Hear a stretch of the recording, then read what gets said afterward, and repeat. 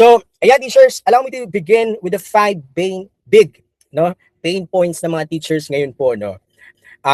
Una sa lahat, isa sa mga pain point natin, I want to teach, but I don't have time. Gusto naman talaga natin magturo, di ba teachers? Pero kung napapansin po natin ng mga nakaraang panahon, parang nawawalan tayo ng oras talaga sa pagtuturo. And the research supported, back this up. Later on, I will show you the research. And number two, I feel like I'm falling behind my own student when it comes sa paggamit ng artificial intelligence. So yung mga estudyante kasi natin, they are using na the artificial intelligence. Number three, I want to start, but I don't know where. With so many AI tools na available ngayon, na pinapagamit sa atin or ginagamit natin, hindi natin alam kung saan tayo mag-i-start. Okay? So number four, I'm using tools but nothing is really improving. Kanina, yung po yung minention nyo kanina, ginagamit din naman yung tools pero pakiramdam niyo parang generic yung nilalabas ng AI. And the fifth pain point sa mga teacher is we are expected to change but not supported to do it. So our schools, school leaders are encouraging us to use the technological advancement, the artificial intelligence, but we are lacking of support, the trainings, diba? So let's start with the problem number one. So according to OECD, yung survey nila about the teacher's workload and time pressure in education, ito po kasi yung big picture natin eh. Ito yung realidad ng mga teachers. 43% lang ang napupunta talaga sa mahalagang bagay na ginagawa talaga dapat natin sa classroom. 43% lang ang napupunta sa pagtuturo natin sa mga estudyante. And 17%, okay, less than pala no, 17% ang napupunta sa pag-prepare ng lesson. 13% of our actual time ang napupunta naman sa grading at saka marking. 6% admin tasks and the remaining percentage ay napupunta sa other school duties. The biggest sources of stress according to the teachers, no, nung sinurvey nila yung mga teachers, yung mga researchers, sabi nila, yung pinakamalaking factor daw talaga when it comes to stress factors is admin work. Just imagine, 52%, yan daw po yung isa sa pinakamalaking sources of stress natin. Classroom discipline, student achievement, too much grading, lesson preparation overload. So, as you can see, lahat naman talaga yan na encounter natin ngayon. Di ba? Another discovery or core discovery of this first problem, we are so burned out and yung workload natin ay kakaiba, di ba? Si UNESCO, ang sabi niya, magkakaroon daw ng global shortage crisis. Just imagine in 2030, kakailanganin daw natin ng 44 million more teachers. Okay? Pero may problema. Anong problema? In 2015, na-figure out nila na 4.6 sa kabuuang bilang nating mga guro ay umaalis ng propesyon. Okay? 9%. 9% po. Yan naman po, in 2023, tumaas siya ng 9% na umaalis po ng ating teaching profession. Siyempre, meron po yung mga dahilan. Okay? So, I believe may mga dahilan naman talaga kagaya ng personal factors, health, retirement, di ba? Family reason. Meron din talagang mas malaking factor. Ang sabi dun sa survey, they found out that the biggest factor is bakit umaalis daw yung mga teachers sa kanilang profesyon ay heavy workload.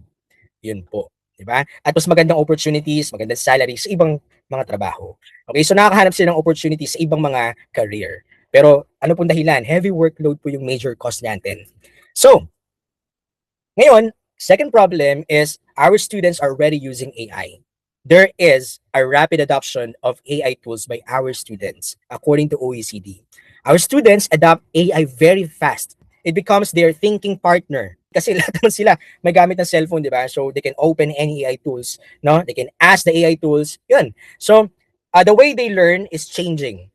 Babago na po yung learning behavior ng mga estudyante po natin. Noon po kasi, kapag nagbibigay tayo ng task, they tend to go to the library, to the web search. Pero ngayon, they just ask the artificial intelligence. And the artificial intelligence gives something. Okay? AI improves speed and output. Yung problem kasi, ganito teachers, yung mga estudyante natin, ginagamit nila yung AI.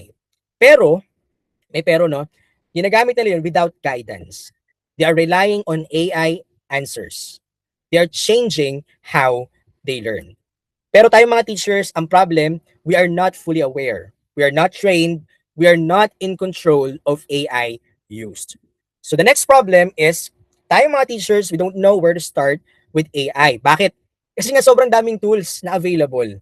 Unclear starting point. Wala tayong sistema or framework sa paggamit nun. As a result, confused tayo. Paano siya gagamitin? Random usage.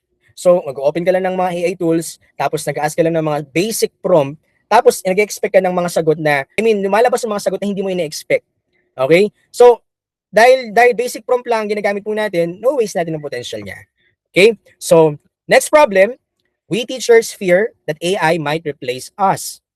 According to Frey and Osborne, ito po yung about sa automation, yung fear of automation and job displacement. So nagkaroon sila ng parang survey, survey talaga sa US, 702 occupation ang inanalyze nila. Pero imagine yung teachers, 47% of the jobs sa US ay nasa high risk. One out of two jobs can be done by machines.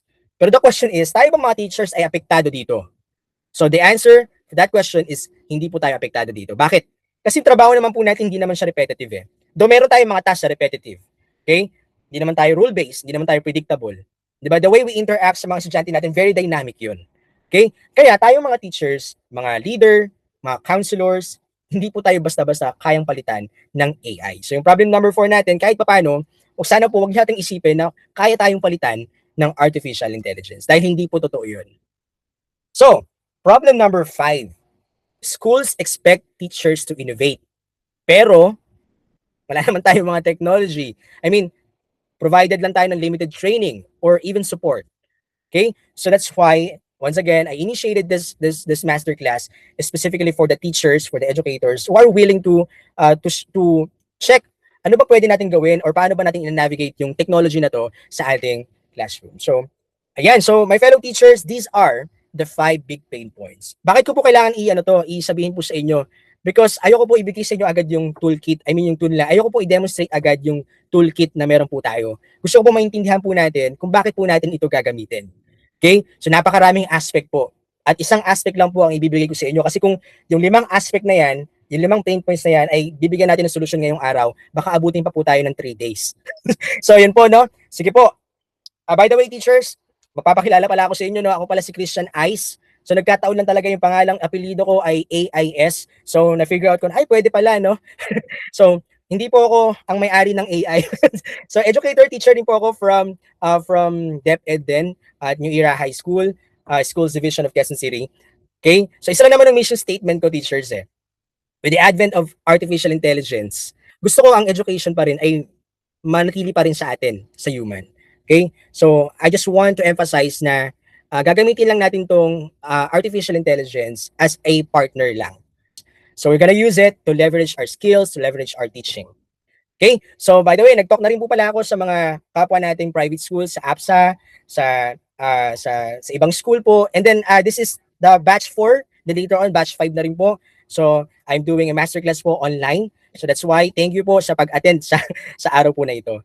So, when it comes naman po sa certification, I'm currently exploring artificial intelligence in different aspect po. Hindi lang po sa education, but in business operation, creative income. Already explore different AI tools na rin po, no? So, ayan. So, dito po, yung malaking tulong sa akin, no-code website and apps. That's why I created this toolkit later and ipapakita ko po sa inyo.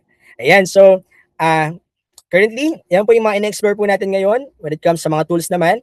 And then, yan naman po sa iba't ibang field naman po ng AI. Okay?